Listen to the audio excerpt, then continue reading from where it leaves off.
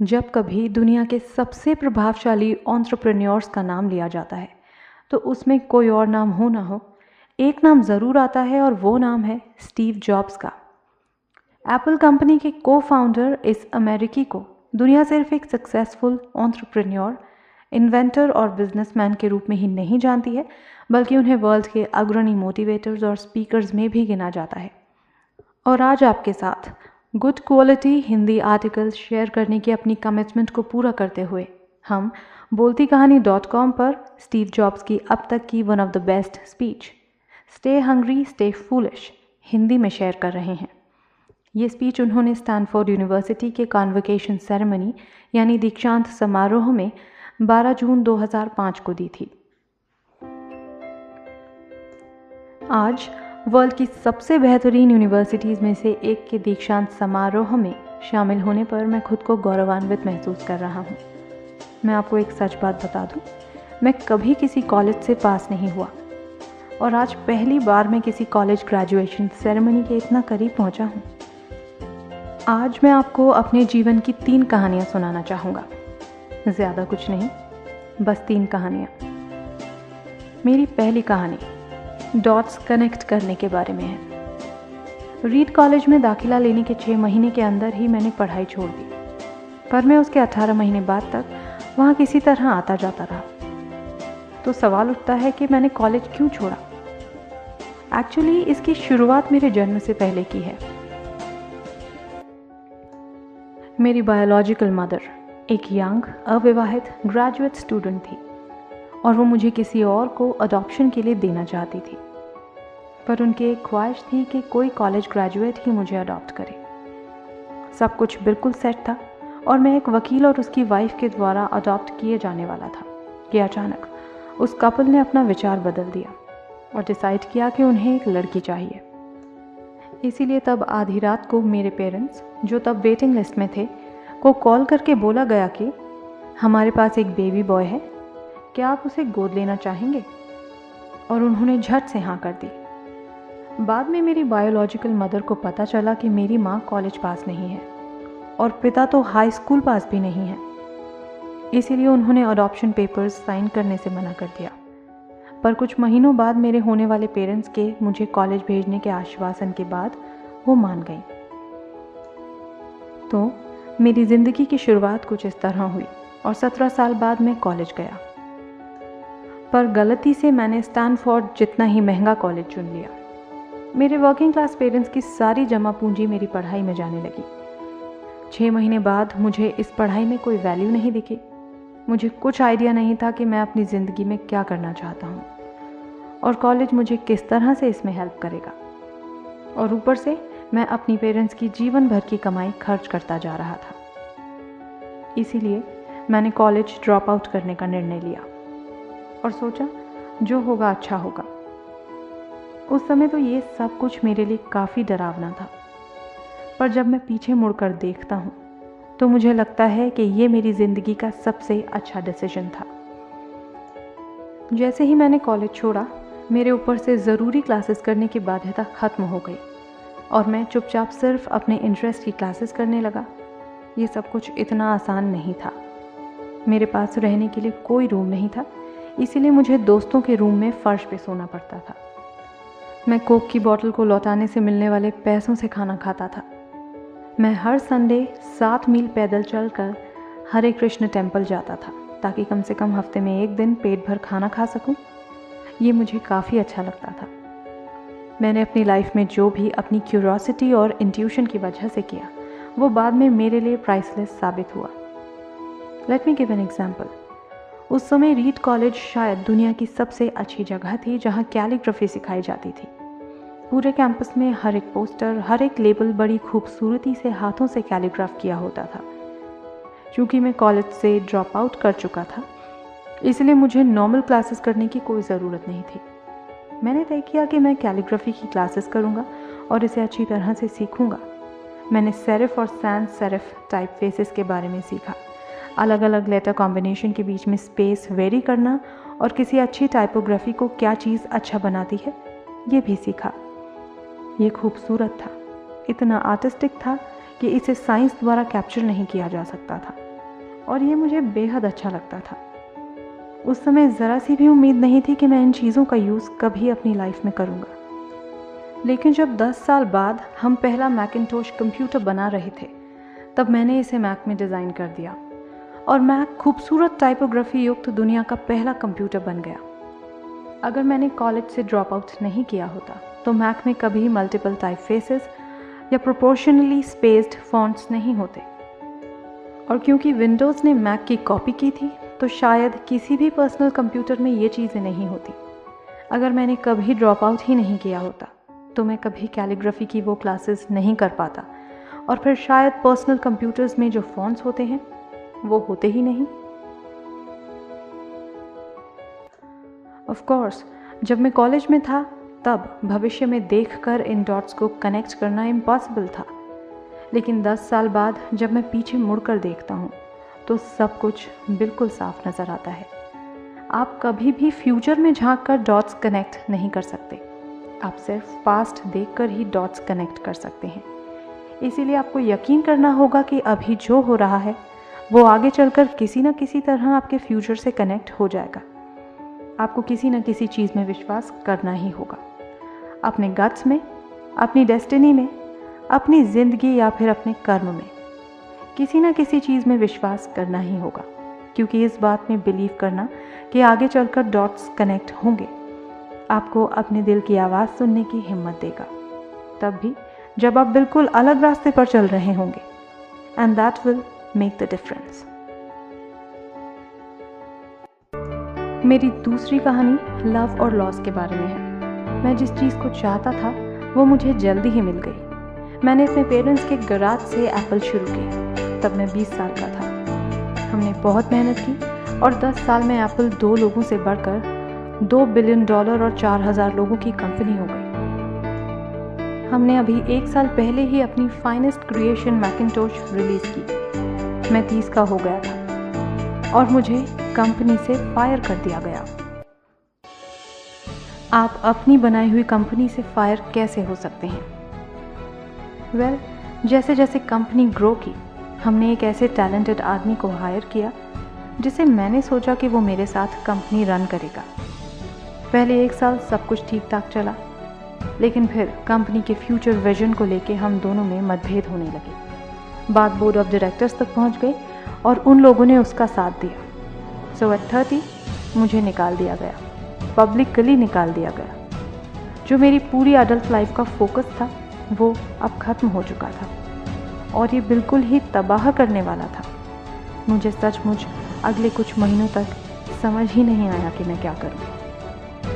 मुझे महसूस हुआ कि ये सब कुछ इतनी आसानी से एक्सेप्ट करके मैंने अपने पहले के जनरेशन के एंटरप्रेन्योर्स को नीचा दिखाया है। मैं डेविड पकार्ड और बॉब नॉइस से मिला, उनसे सब कुछ ऐसे हो जाने पर माफ़ी मांगी। मैं एक बहुत बड़ा पब्लिक फेलियर था। एक बार तो मैंने वैली छोड़कर जाने की भी सोची, पर धीरे धीरे मुझे एहसास हुआ कि मैं जो काम करता हूँ उसके लिए मैं अभी भी पैशनेट हूँ। एप्पल में जो कुछ हुआ उसकी वजह से मेरे पैशन में ज़रा भी कमी नहीं आई है। मुझे रिजेक्ट कर दिया गया है, पर मैं अभी भी अपने काम से प्यार करता हूँ। इसीलिए मैंने फिर से शुरुआत करने की सोची। मैंने तब नहीं सोचा, पर अब मुझे लगता है कि एप्पल से फायर किया जाने से अच्छी चीज़ मेरे साथ हो ही नहीं सकती थी। सक्सेसफुल होने का बोझ अब बिगिनर होने के हल्केपन में बदल चुका था। मैं एक बार फिर खुद को बहुत फ्री महसूस कर रहा था। इस स्वच्छंदता की वजह से मैं अपनी लाइफ की सबसे क्रिएटिव पीरियड में जा पाया।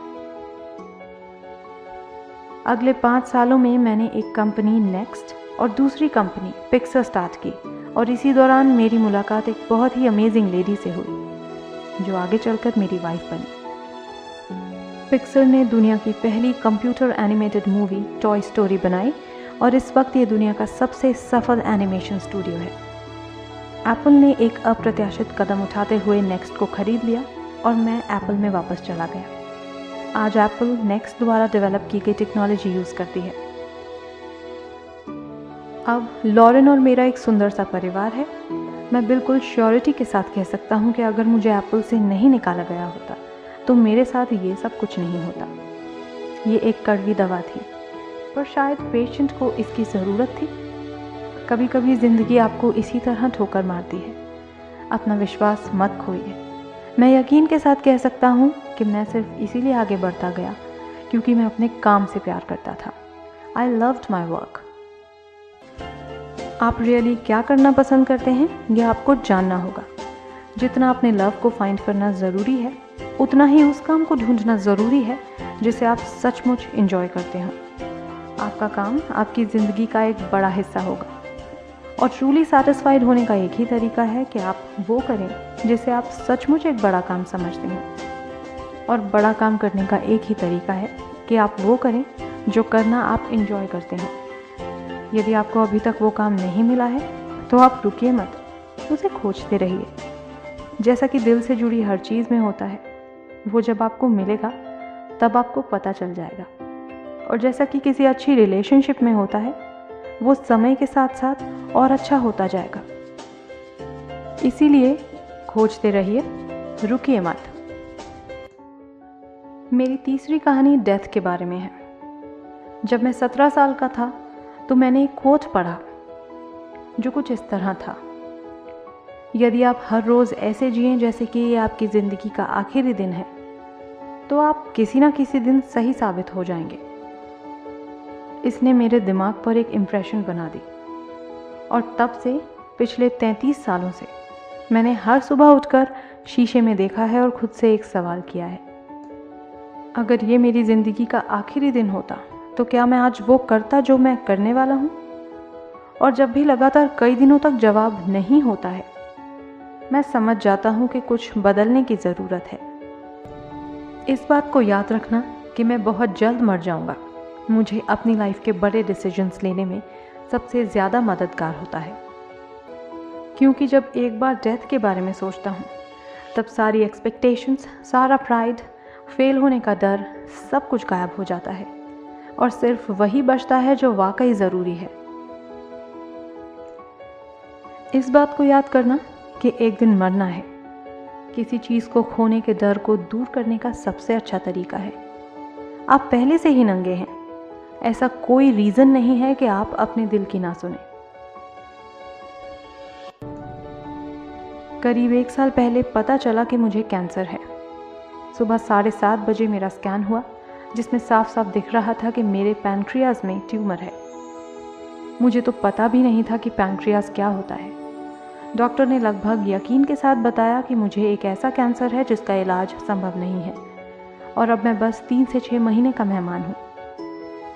डॉक्टर ने सलाह दी कि मैं घर जाऊँ और अपनी सारी चीज़ें व्यवस्थित कर लूँ, जिसका इनडायरेक्ट मतलब होता है आप मरने की तैयारी कर लीजिए। इसका मतलब कि आप कोशिश करिए कि आप अपने बच्चों से जो बातें अगले 10 साल में करते वो अगले कुछ ही महीनों में कर लीजिए।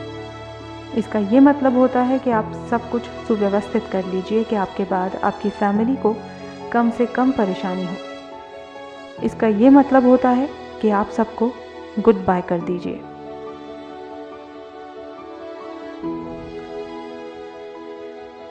मैंने इस डायग्नोसिस के साथ पूरा दिन बिता दिया।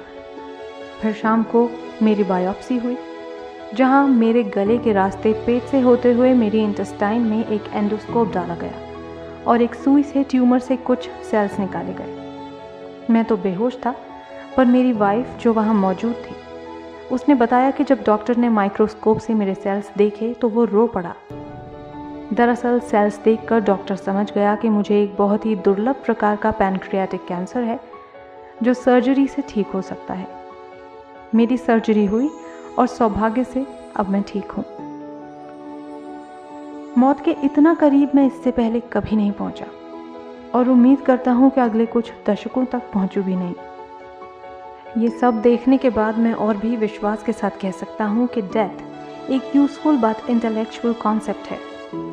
कोई मरना नहीं चाहता है, यहाँ तक कि जो लोग स्वर्ग जाना चाहते हैं वो भी। फिर भी मौत वो मंजिल है जिसे हम सब शेयर करते हैं। आज तक इससे कोई बचा नहीं और ऐसा ही होना चाहिए, क्योंकि शायद मौत ही इस जिंदगी का सबसे बड़ा आविष्कार है। ये जिंदगी को बदलती है, पुराने को हटाकर नए का रास्ता खोलती है और इस समय नए आप हैं, पर ज़्यादा नहीं, कुछ ही दिन में आप भी पुराने हो जाएंगे और रास्ते से साफ हो जाएंगे। इतना ड्रामेटिक होने के लिए माफ़ी चाहता हूँ, पर यह सच है। आपका समय सीमित है, इसीलिए इसे किसी और की ज़िंदगी जीकर व्यर्थ मत कीजिए। बेकार की सोच में मत फंसिए। अपनी ज़िंदगी को दूसरों के हिसाब से मत चलाइए। औरों के विचारों के शोर में अपनी अंदर की आवाज़ को, अपने इंट्यूशन को मत डूबने दीजिए। वे पहले से ही जानते हैं कि तुम सच में क्या बनना चाहते हो। जब मैं छोटा था तब एक अद्भुत publication the whole earth catalog हुआ करता था, जो मेरी जनरेशन्स की बाइबल्स में से एक था। इसे स्टुअर्ट ब्रांड नाम के एक व्यक्ति, जो यहाँ मेलन पार्क से ज़्यादा दूर नहीं रहता था, और उसने इसे अपना पोइटिक टच देके बड़ा ही जीवंत बना दिया था। ये 60 के दशक की बात है, जब कंप्यूटर और डेस्कटॉप पब्लिशिंग नहीं हुआ करती थी। पूरा कैटलॉग टाइपराइटर्स, सिजर्स और पोलराइड कैमरास की मदद से बनाया जाता था। वो कुछ ऐसा था मानो गूगल को एक बुक के फॉर्म में कर दिया गया हो, वो भी गूगल के आने के 35 साल पहले। वो एक आदर्श था, अच्छे टूल्स और महान विचारों से भरा हुआ था।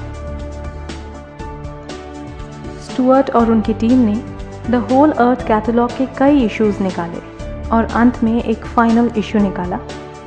ये 70 के दशक का मध्य था और तब मैं आपके जितना था। फाइनल इशू के बैक कवर पे प्रातःकाल का किसी गांव की सड़क का दृश्य था। वो कुछ ऐसी सड़क थी जिस पे यदि आप एडवेंचरस हों तो किसी से लिफ्ट मांगना चाहेंगे, और उस पिक्चर के नीचे लिखा था, स्टे हंग्री, स्टे फूलिश। ये उनका फेयरवेल मैसेज था जब उन्होंने साइन ऑफ किया, स्टे हंग्री, स्टे फूलिश। और मैंने अपने लिए हमेशा यही विश किया है। और अब जब आप लोग यहाँ से ग्रेजुएट हो रहे हैं तो मैं आपके लिए भी यही विश करता हूँ, stay hungry, stay foolish. Thank you all very much.